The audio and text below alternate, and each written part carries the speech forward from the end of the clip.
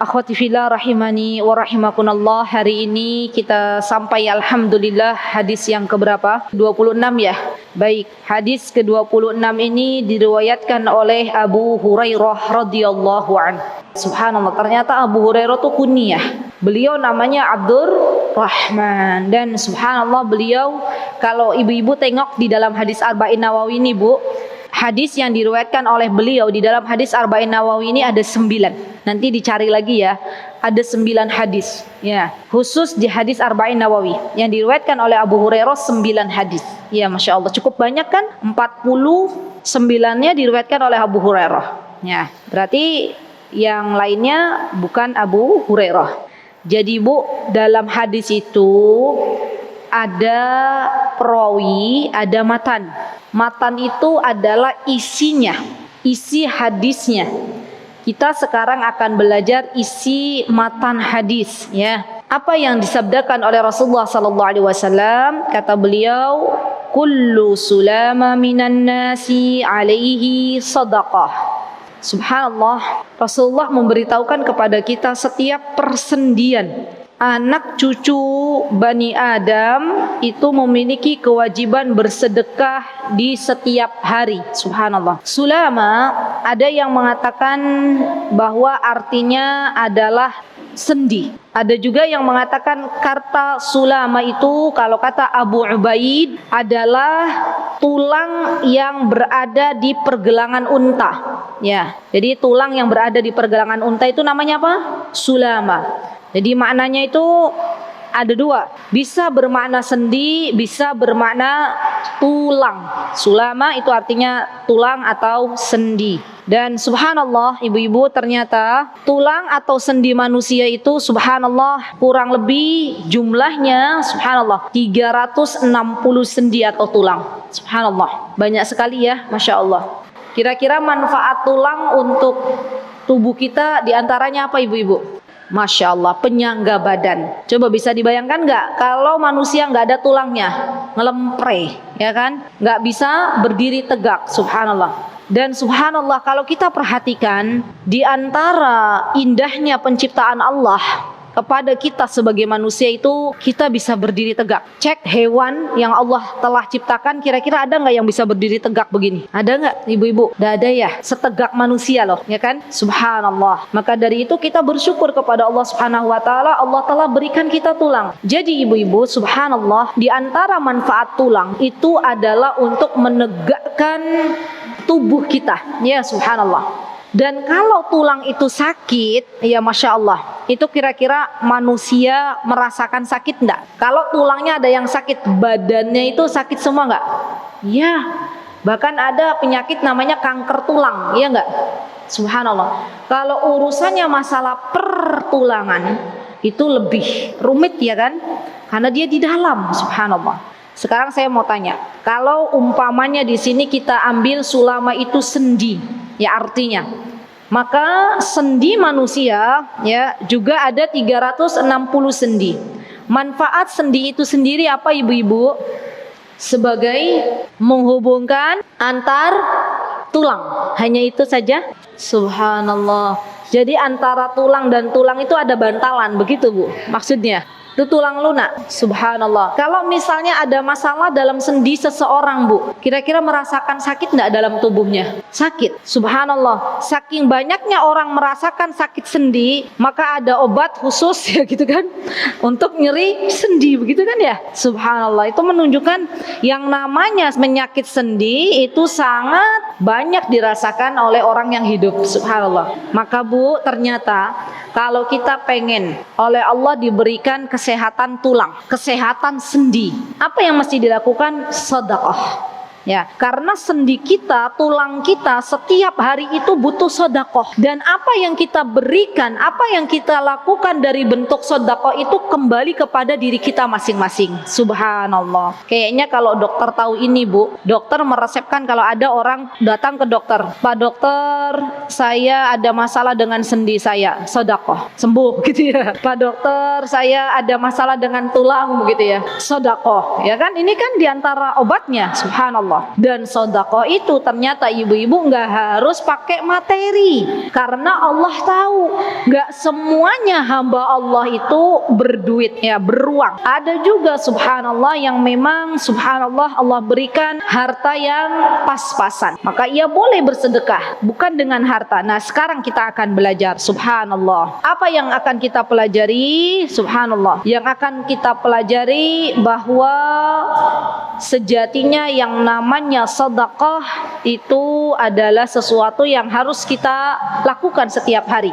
Karena subhanallah di sini Rasulullah mengatakan kullu sulama minan nasi alaihi sedekah kulla yaumin tatlu'u fihi syams. Subhanallah. Jadi setiap hari di mana matahari itu terbit, Bu.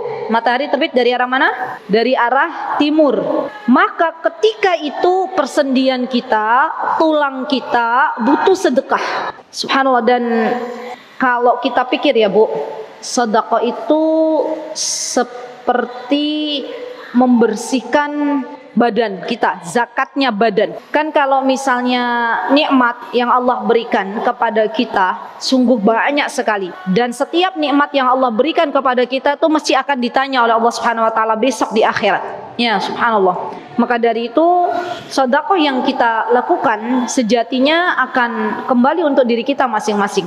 Rasulullah SAW menyebutkan di antara sedekah yang bisa dilakukan oleh seseorang setiap pagi matahari terbit, ya maksudnya bukan cuman pas matahari terbit sedekah setiap hari. Ya, yang namanya sedekah tuh nggak berbatas waktu, hanya ada waktu yang utama. Ya, tapi boleh ibu siang boleh melakukan, sore juga boleh. Apa yang Rasulullah SAW katakan? Ketika misalnya Bu, tolong catat poinnya. Ta'dilu baina tsnaini sadaqah. Subhanallah. Contoh-contoh sedekah yang manfaatnya ini bisa dirasakan oleh orang lain. Kemarin kita sudah pernah bahas belum di kajian sebelumnya? Kan ini rangkaian dari bab 25. Sedekah itu dibagi jadi berapa, Bu? 2. Yang pertama, sedekah yang manfaatnya dirasakan oleh diri sendiri. Yang kedua apa? Sedekah yang manfaatnya bisa dirasakan oleh orang lain. Nah, mendamaikan saudara ya yang sedang bertikai, mendamaikan dua orang yang sedang bertikai, itu juga terhitung di hadapan Allah dengan sedekah. Ibu, Mbak, pernah enggak suatu hari berjumpa dengan dua orang yang sedang tidak baikan, yang sedang bertikai? Pernah nggak dalam kehidupan? Yakin pernah. Apa ketemunya sama orang-orang yang lurus saja nggak pernah bertikai? Mesti pernah ya?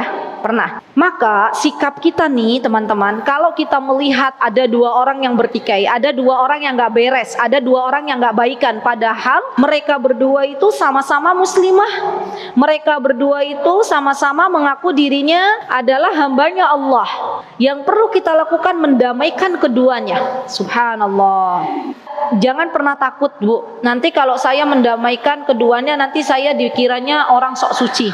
Ya, jangan pernah takut komentarnya orang. Karena yang namanya mendamaikan dua orang yang sedang bertikai ini adalah perintah dari Allah dan Rasulnya. Dan itu sudah dihitung dengan sedekah. Ya, subhanallah. Pahalanya besar banget loh di hadapan Allah. Kalau kita melihat ya, apalagi dua orang yang bertikai itu adalah sahabat kita sendiri misalnya. Dua orang yang bertikai itu misalnya keluarga kita sendiri. Maka tidak ada cara lain untuk kita berusaha untuk mendamaikan. Ya, subhanallah. Dan tetap berdoa kepada Allah, tetap doakan bahwa yang namanya mendamaikan dua orang itu hendaklah kita berharap bahwa Allah memberikan hidayah untuk keduanya. Ya, jadi ikhtiar kita mendamaikan juga jangan lupa mendoakan. Baik, kemudian di antara juga sedekah kata Rasulullah sallallahu alaihi wasallam, subhanallah, adalah wa tu'inur rajula fi dabbatihi.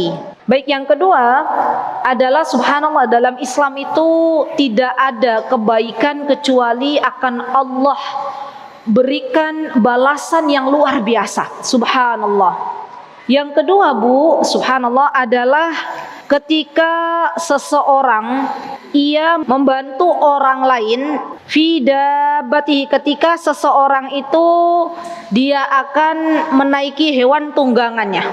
Subhanallah. Fatahmiluhu 'alaiha, lalu engkau menaikkannya ke atasnya. Masya Allah. Misal nih, Bu, Ada orang mau naik kuda, terus kesusahan, kita bantu, subhanallah. Maka itu sudah dihitung di hadapan Allah sedekah, subhanallah. Dan hewan tunggangannya itu bukan milik kita, miliknya orang lain. Ada orang mau pergi, misalnya nih, dia kalau hari ini naik apa biasanya? Naik mobil, termasuk ini tunggangan, naik mobil misalnya. Terus kita bantu misalnya untuk orang tersebut memarkirkan, atau misalnya kita bantu untuk membawakan barangnya, itu semuanya dihitung sedekah, subhanallah. Jadi Bu, yang namanya kebaikan ini kaidahnya pohon dicatat. Kebaikan sekecil apapun jangan sampai kita remehkan. Amal solih sekecil apapun jangan sampai kita remehkan. Dan yang namanya amal solih, yang namanya kebaikan itu harus disegerakan. Kenapa harus disegerakan Ibu? Kalau sudah ada niat ya dalam hati itu, ya Allah saya mau bantu orang, bantu. Kalau Ibu menundanya 5 menit lagi misalnya, nanti tanggung, bisa jadi 5 menit lagi itu niat kita sudah berubah, atau Allah sudah kasih kita kesibukan dan lupa dengan apa yang akan kita perbuat. Ya subhanallah. Maka penting kalau kita sudah niat pengen bersedekah, pengen membantu orang, disegerakan. Tadi pagi yang belajar Zoom, kajian Zoom kan, yang namanya amal soleh itu Allah mengatakan fastabiqul khairat, berlomba-lomba dalam kebaikan. Kadang ada subhanallah Bu, tipe hamba Allah tuh yang suka menunda-nunda kebaikan, yang suka nanti. Ternyata kesempatan untuk berbuat baik sudah ditutup sama Allah subhanahu wa ta'ala. Subhanallah. Maka ayo terus kita belajar menyegerakan kebaikan sebelum kebaikan itu ditutup kesempatannya oleh Allah subhanahu wa ta'ala. Dan setiap kali kita mau melaksanakan dari sebuah sedekah, sebuah amal solih, minta tolong kepada Allah subhanahu wa ta'ala. Ya Allah, mudahkanlah hamba ya Allah untuk bisa salat malam. Mudahkanlah hamba untuk bisa salat tahiyatul masjid. Mudahkanlah hamba untuk bisa membaca Al-Quran. Mudahkanlah hamba untuk bisa berbuat baik kepada tetangga. Mudahkanlah hamba untuk bisa menolong orang yang sedang membutuhkan pertolongan. Subhanallah. Semua kita kembalikan kepada Allah subhanahu wa ta'ala. Dan Rasulullah SAW menjelaskan, subhanallah, di sini kata beliau, "Au tarfa'u lahu 'alaiha mata'ahu shadaqah." Lihat Bu.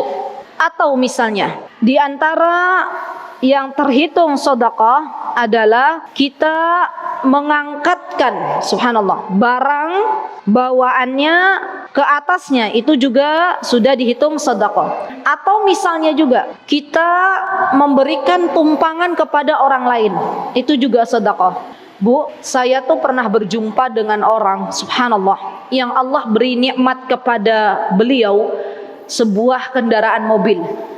Masya Allah, tabarakar rahman, subhanallah. Mobilnya beliau itu seperti untuk umat. Maksudnya kalau ada orang pinjem, selagi beliau tahu orangnya ya, sikoh, beliau lepas kuncinya, silahkan ambil gitu ya. Gak disewa, gak, ya silahkan. Sampai kalau misalnya ada tetangga yang sakit ya, itu subhanallah, tetangga tuh sudah nggak pekewoh lagi, minta tolong kepada beliau untuk minjam mobilnya. Subhanallah. Artinya apa Bu? Karena ia tahu bahwa mobil ini adalah titipan dari Allah, dan besok akan Allah tanya, untuk apa kau pakai mobilmu? Subhanallah. Maka di antara kebaikan yang bisa kita lakukan Bu, kalau Allah titipkan mobil kepada kita, jangan sungkan-sungkan untuk meminjamkan mobil. Atau misalnya kita mau berangkat kajian, misalnya daripada kita di mobil cuman sendirian, kita bareng-bareng ajak teman. Saya juga punya teman yang model jenis begitu. Masya Allah, dia punya mobil, kalau mau ke kajian itu dia ajak teman-temannya, ayo siapa yang mau ikut gitu ya. Teman-temannya pada ikut ya, Masya Allah. Itu termasuk sedekah. Allahu Akbar. Jadi berbuat baik itu banyak ragamnya. Beramal solih itu banyak. Kalau Allah belum memudahkan kita untuk melakukan amal solih A, Allah mudahkan kita melakukan amal solih B. Kalau Allah belum mudahkan kita melakukan amal solih B, Allah mudahkan melakukan amal solih C. Ya. Jadi Bu, yang namanya taufik, yang namanya hidayah itu adalah pemberian dari Allah. Kalau kita diberikan hidayah taufik untuk beramal solih, segerakan. Ya, sepakat ya, kaidahnya begitu ya. Falyatanafasil mutanafisun. Ya, subhanallah. Kata Allah subhanahu wa ta'ala, hendaklah yang namanya kebaikan, amal solih itu berlomba-lomba. Kan kalau orang atlet sedang berlomba pasti pengen jadi juara kan Bu. Nah sekarang kita tuh pengen jadi juara yang terbaik di hadapan Allah Subhanahu wa Ta'ala. Bonusnya apa? Kalau atlet dapat medali emas, kalau kita dapat surganya Allah Subhanahu wa Ta'ala. Yang emas ada di sana. Ibu mau berapa jumlah emasnya Allah kasih nanti di surga. Subhanallah. Baik. Kemudian di antara bentuk sedekah, subhanallah. Di antaranya apa Bu? Ini yang sepertinya mudah untuk kita sebagai seorang emak-emak, ibu-ibu ya, bisa kita lakukan. Di antaranya di sini dikatakan wal kalimatut thayyibatu shadaqah. Subhanallah. Wal kalimatut thayyibah itu adalah kalimat-kalimat yang thayyib, yang baik. Dan ini menyangkut banyak hal.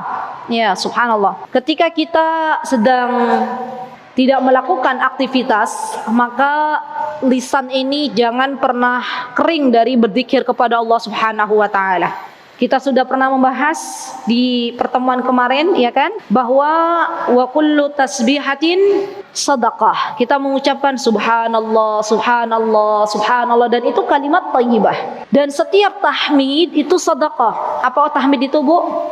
Ayo mulai berkenalan. Kalau tasbih apa tasbih? Subhanallah. Tahmid apa tahmid? Alhamdulillah. Takbir apa takbir? Allahu Akbar. Tahlil? La ilaha illallah. Subhanallah. Kalau ibu baca subhanallah walhamdulillah wa la ilaha illallah wallahu akbar, oleh Allah sudah ditulis sedekah. Semakin banyak sedekahnya Bu, besok nih Bu, bisa dibayangin enggak? Orang yang banyak sedekahnya, termasuk orang yang lisannya tuh dremimil berzikir, besok di akhirat itu kita itu berada di naungan sedekah kita masing-masing. Subhanallah. Hari ini mungkin kita tidak akan bisa melihat seberapa banyak sedekah yang dilakukan oleh orang lain, tapi besok di akhirat kita semuanya bisa melihat. Semakin dia naungannya lebar ya, maka semakin banyak sedekah yang ia lakukan di dunia. Subhanallah. Dan sedekah dengan mengucapkan kalimat thayyibah ini mudah diucapkan. Ya, mudah diucapkan, ringan diucapkan, terutama bagi emak-emak, bagi kita sebagai seorang wanita muslimah. Sambil menunggu anak kita ngerjain PR, kita baca subhanallah, alhamdulillah, wala ilaha illallah, wallahu akbar. Subhanallah. Sambil kita nunggu temen misalnya baca la haula wala quwata illa billah, atau baca termasuk dari kalimat thayyibah juga istighfar ya. Kita meminta ampun kepada Allah Subhanahu wa Ta'ala. Subhanallah, Rasulullah yang sudah dijamin masuk surganya Allah saja Bu, istighfarnya berapa kali dalam sehari? Lebih dari 100 kali. Sekarang kita yang belum dijamin dengan surganya Allah, ya kan? Belum pula dijamin bagaimana akhir kehidupan kita. Kadang kita sedikit sekali beristighfar kepada Allah Subhanahu wa Ta'ala. Subhanallah. Dan ini merupakan poin bagi kita Bu, bermuhasabah. Ya, subhanallah, karena memang yang bisa memasukkan ke dalam surganya Allah itu diantaranya adalah lisan ketika dia mengucapkan kalimat-kalimat thayyibah. Sebaliknya, yang bisa memasukkan seseorang itu ke dalam nerakanya Allah itu juga disebabkan oleh lisan. Ya, jadi penting insyaallah kita besok kan setiap hari Kamis belajar tentang dosa-dosa lisan. Ya, itu penting banget. Ya. Di Zoom kajian hasanah juga, agar kita tidak terjerbak atau kita tidak masuk ke dalam dosa-dosa lisan. Ya. Karena lisan itu ketika dia mengucapkan kalimat thayyibah maka termasuk dari sedekah, bagian dari sedekah. Dan kalau dia mengucapkan kalimat-kalimat yang kufur, kalimat-kalimat yang kotor, kalimat-kalimat yang bisa mengeluarkan dirinya dari agama Islam, maka ia akan masuk ke dalam nerakanya Allah. Termasuk di antara kalimat thayyibah, ini mohon dicatat emak-emak, adalah memberikannya kita nasihat yang baik untuk anak-anak. Ketika kita memberikan nasihat yang baik untuk anak-anak, ini juga terhitung sebagai kalimat thayyibah. Anak-anak kita itu bukan hanya butuh materi dari kita ibu-ibu, tapi lebih dari itu mereka juga butuh nasihat-nasihat yang baik dari kedua orang tuanya. Maka setiap kali nasihat yang keluar dari kedua orang tuanya itu dihitung di hadapan Allah Subhanahu wa Ta'ala dengan kalimat thayyibah, ya, dengan nasihat. Dan termasuk dari kalimat thayyibah juga menasehati saudara kita, ya. Ini juga termasuk dengan kalimat thayyibah. Bahkan subhanallah, kata-kata yang baik ini akan menghujam seperti akar yang berada di bawah bumi. Ya subhanallah. Kalau kita belum bisa mengucap kata-kata yang baik, belum bisa mengolah kata-kata yang baik, maka tidak ada jalan lain kecuali kita diam. Ya. Karena kalau sampai mengucapkan sesuatu, kita nggak bisa berkata baik, malah jatuhnya ke dosa. Ya nggak? Tapi kalau kita bisa berkata-kata baik, memberikan nasihat, maka berkatalah. Setiap perkataan yang keluar dari lisan kita semuanya akan dimintai pertanggungjawaban di hadapan Allah Subhanahu wa taala. Hati-hati dengan lisan, karena subhanallah kebanyakan penduduk neraka itu berasal dari kita kaum wanita. Ya subhanallah. Dan biasanya yang banyak bicara itu perempuan atau laki-laki, Bu. Sepakat ya?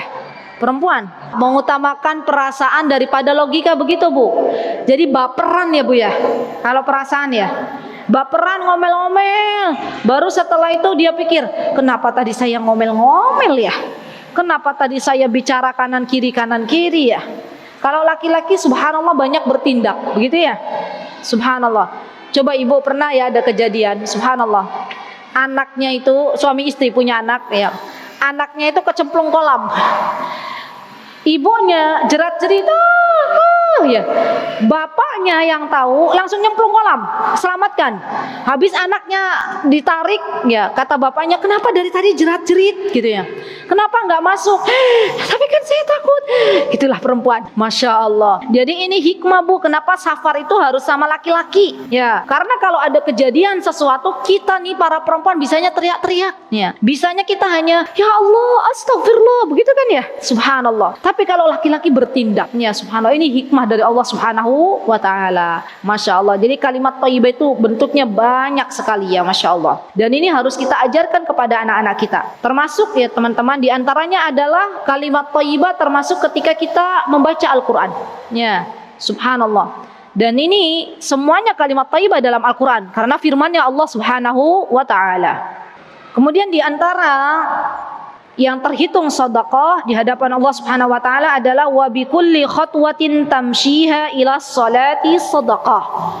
Setiap langkah seorang hamba menuju ke tempat salat itu sudah dihitung sedekah. Subhanallah Bu. Bahkan setiap hamba ketika dia menuju ke tempat salat dan berjalan kaki, maka setiap langkahnya akan menggugurkan dosa-dosanya. Allahu Akbar. Allah tuh sayang banget ke kita ya Bu. Setiap hari kita melakukan banyak maksiat, banyak dosa. Allah kasih kesempatan kita untuk bisa bebas dari dosa tersebut. Ya, di antaranya tadi jalannya adalah ia berjalan ke masjid, ia berjalan ke tempat salatnya. Subhanallah.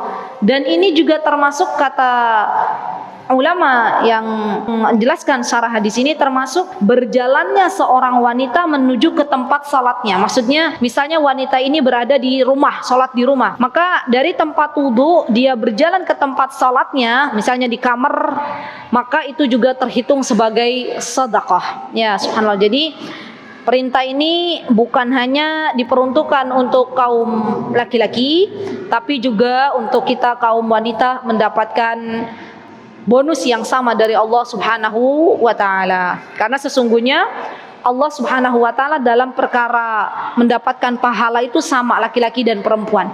Allah Subhanahu wa taala pernah berfirman, "Man 'amila shalihan min dzakarin aw unsah, falanuhyiyannahu hayatan thayyibah." Kata Allah, barang siapa dari kaum laki-laki dan kaum perempuan yang dia beramal salih, maka Allah akan berikan kepadanya kehidupan yang baik. Pegang ini. Ini kunci dari semua persoalan yang ada di dunia. Kalau pengen hidupnya Allah perbaiki, kalau pengen hidupnya Allah berikan kebahagiaan, tidak ada jalan lain kecuali kita harus beramal salih.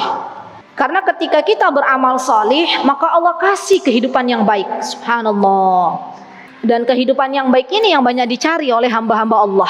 Ke kanan, ke kiri, dia banting tulang, dia cari kebahagiaan, cari kehidupan yang baik, ternyata belum dapat. Karena dia tidak tahu caranya seperti apa. Orang yang cerdas tahu untuk mendapatkan kehidupan yang baik itu di antara caranya adalah dengan memperbanyak beramal saleh. Ya subhanallah. Dan kita tahu ya teman-teman, di antara bekal untuk kita nanti berada di kehidupan akhirat ya, di antara bekal yang bisa kita bawa setelah kita meninggalkan dunia yang fana itu adalah amal saleh kita, sedekah kita.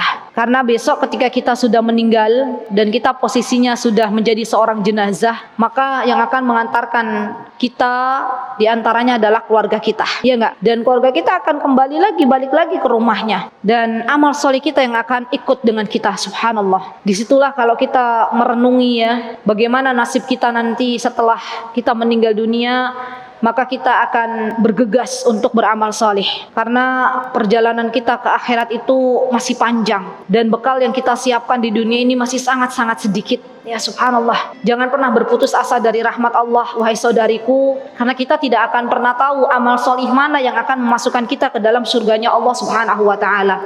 Tetap berhusnudzon kepada Allah, tetap memohon kepada Allah dengan sebuah doa, Allahumma a'inna ala dzikrika wa syukrika wa husni ibadatik, ihdinas siratal mustaqim, ya muqallibal qulub tsabbit qulubana ala dinik. Subhanallah. Kemudian wa tumitul adza 'anit tariqi shadaqah. Dan subhanallah, ini dia. Lihat, perkaranya sepele, tapi di hadapan Allah itu besar, Bu. Menyingkirkan gangguan yang menghalangi jalan adalah sedekah. Baik itu batu, baik itu duri, baik itu paku, apapun. Ketika kita melihat, oh ternyata ini membahayakan saudariku, kita singkirkan. Menyingkirkan itu menurut ibu-ibu perkara yang berat atau ringan? Apakah semua hamba Allah ketika melihat ada sesuatu yang membahayakan manusia lainnya dia kemudian otomatis menyingkirkan?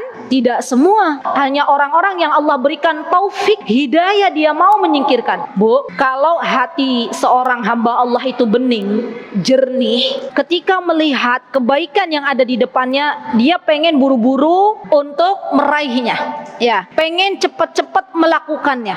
Tapi kalau hati seorang hamba Allah itu adalah berpenyakit, maka ketika melihat ada sesuatu yang membahayakan bagi saudaranya, dia akan berpikir, ah nanti aja, di belakangku masih ada orang, gitu ya. Mungkin dia yang akan menyingkirkan. Subhanallah. Dia tidak mengetahui bahwa sebenarnya itu adalah kesempatan ia untuk mengumpulkan bekal. Subhanallah. Maka dari itu, sekali lagi Bu, jangan remehkan sekecil apapun amal saleh. Sampai ibu-ibu melihat kucing ya, kucing atau hewan yang dia, subhanallah, ibu punya peliharaan hewan misalnya di rumah. Itu lihat Bu, walaupun itu bukan waktu makan ya, misalnya dia butuh minum, kasih minum. Niatkan, ya Allah saya menyayangi hewan ini. Dan engkau mengatakan barang siapa yang sayang kepada orang-orang yang ada di muka bumi, maka Allah akan sayang, yang di langit akan sayang kepada orang tersebut. Ya Allah, saya berikan minum ini kepada hewan. Itu kan perkara yang sepele ya. Semoga kelak engkau selamatkan diriku dari panasnya api neraka. Subhanallah. Saya pernah ceritakan Bu, ada orang memang sengaja tuh Bu, waktu saya menginap di Surabaya, ada yang bercerita kepada saya itu kalau pagi ada ibu-ibu jalan sengaja dia memang beli ikan, dan itu sengaja beliau lakukan, beli ikan, beli jalan pagi. Kucing, tahu kucing nggak? Kucing bukan kucing rumahan, kucing apa? Kucing liar. Itu tahu kalau ibu itu lewat, dia udah nungguin si kucingnya. Subhanallah. Ibu tuh kasih gitu ya. Mungkin kucing-kucing lain memanggil gitu ya. Dan itu subhanallah banyak katanya ya, kucingnya itu ikut. Subhanallah. Allahu Akbar. Jadi orang yang cerdas itu Bu, dia akan terus berpikir, ya Allah, aku berbuat baik apa lagi setelah ini? Amal soleh apa lagi yang bisa saya lakukan? Subhanallah. Sampai Bu, misalnya ada orang datang ke ibu, dia bilang, Mbak, tolong dong ajarin saya huruf hijaiyah. Saya sudah tua tapi belum bisa membedakan mana alif, mana lam, mana ya, mana ta.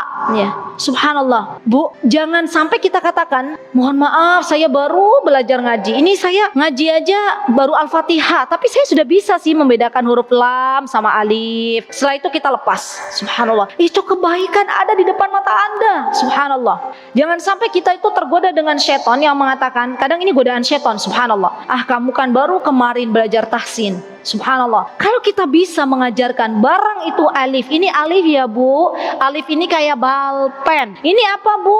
Alif. Habis itu langkah kedua. Ini apa Bu? Ba. Terus ibunya kebolak-balik. Yang ba disebut alif, yang alif disebut ba. Gitu kan. Kadang begitu ujiannya. Orang ngajarin Quran tuh butuh sabar Bu. Butuh sabar. Kita kalau ngajar, menyampaikan kebaikan, kita nggak punya kesabaran, bubrah. Ya. Bahkan seorang dai juga itu harus punya sabar Bu Li. Karena kalau kita di sebuah tempat ya sedang berdakwah, di situ banyak rintangan, kita mundur sejenak artinya kita melepas kebaikan. Ya, subhanallah. Kalau saya memotivasi diri saya Bu, sampai kapan sih kita bersabar di dunia ini? Sampai Allah wafatkan kita. Sampai kapan kita beramal soleh? Sampai Allah wafatkan kita. Bisa jadi 5 menit lagi Allah panggil, sudah selesai. Bisa jadi 2 menit lagi setelah ini, setelah kita kajian Allah panggil kita, sudah selesai sabar kita. Dan Allah akan beri surga. Subhanallah. Maka bersabarlah wahai ibu-ibu, apapun kondisi kita hari ini, ya bersabarlah. Karena dunia itu memang tempatnya melelahkan. Tempat peristirahatan seorang yang beriman itu adalah ketika kembali ke kampung halamannya, dan kita akan menuju kampung halaman kita masing-masing. Hanya besok yang menjadi PR kita kembalinya menuju surga atau menuju neraka. Na'udzubillah, summa na'udzubillah. Maka selagi di dunia, ayo perbanyak amal soleh. Apapun amal soleh yang telah Allah berikan kepada kita kesempatan, bersegeralah. Ya subhanallah. Dan ajaklah orang lain untuk melakukan amal soleh yang semisal. Ini namanya multi level pahala. Ya, bukan multi level marketing, multi level pahala. Ibu duduk di majlis ilmu, ibu sudah bisa merasakan kebahagiaan yang Allah selipkan di dalam hati. Allah ajak teman-teman, ayo ngaji. Subhanallah. Maka ketika teman ibu datang 5 orang, ya kita dapat pahalanya bukan 1. Kalau kemarin 1, kita ajak 5 orang, kita dapat 6 pahala sekaligus tanpa mengurangi pahala 5 orang ini. Subhanallah. Di dalam beramal soleh kita juga harus mengajak orang lain, ya, agar kita dapat pahala yang banyak. Ya subhanallah. Dan apabila kita sudah diberikan nikmat dalam beramal soleh, jangan pernah kita sombong. Jangan pernah kita sombong. Jangan pernah kita katakan dalam diri kita, saya itu sudah biasa tahajud misalnya. Saya sudah biasa puasa Daud.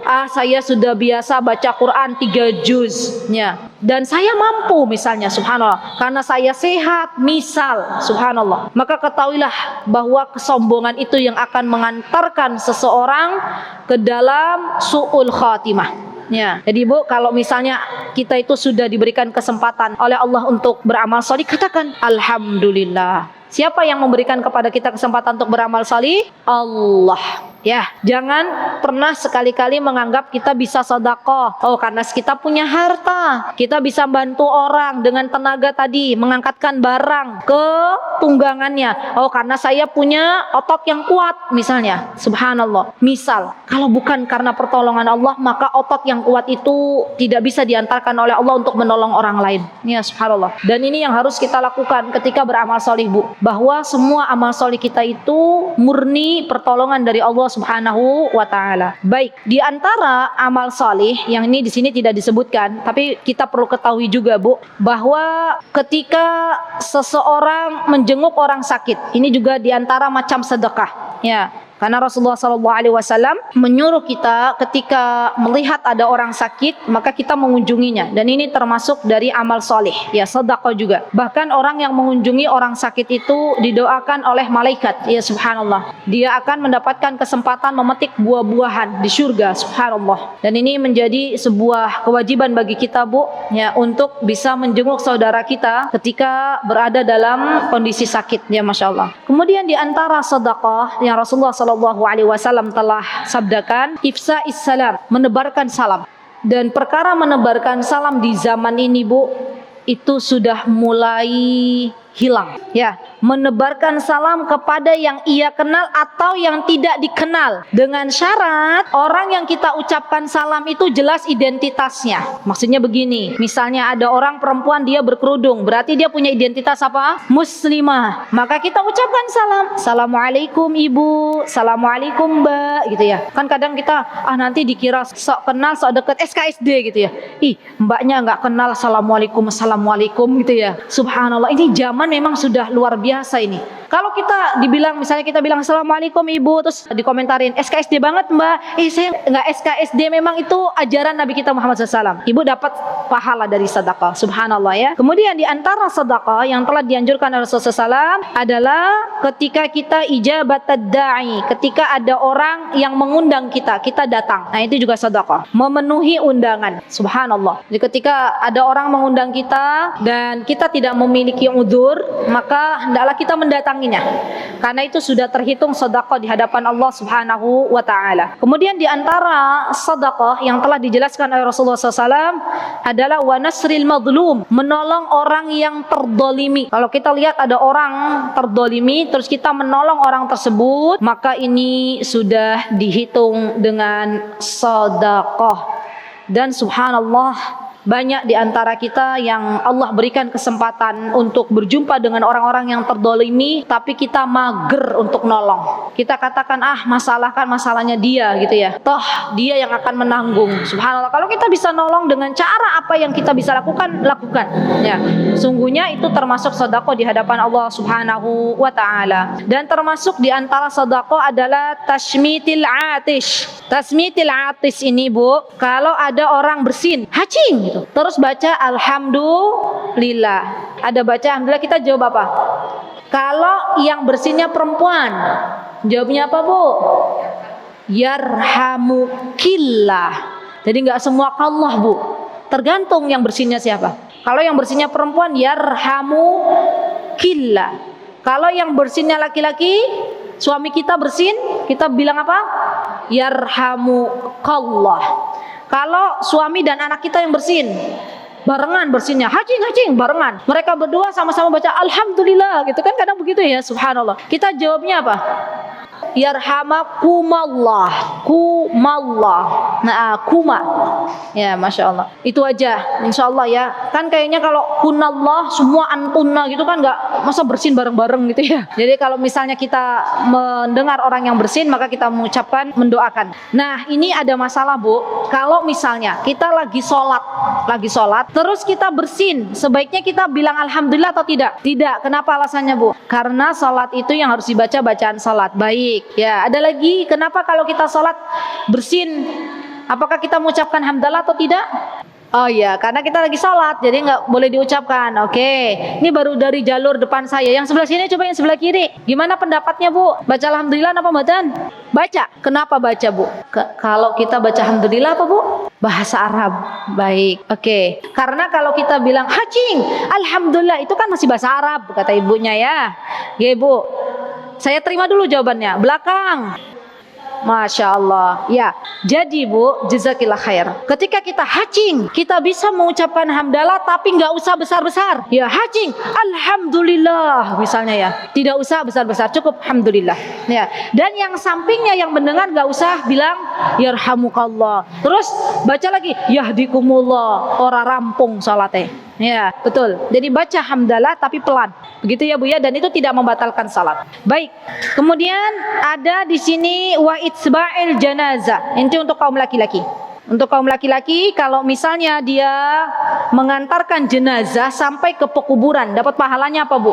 Wah, ini keren banget ini bapak-bapak nih. Dapat pahalanya apa? Dapat pahala 2 gunung.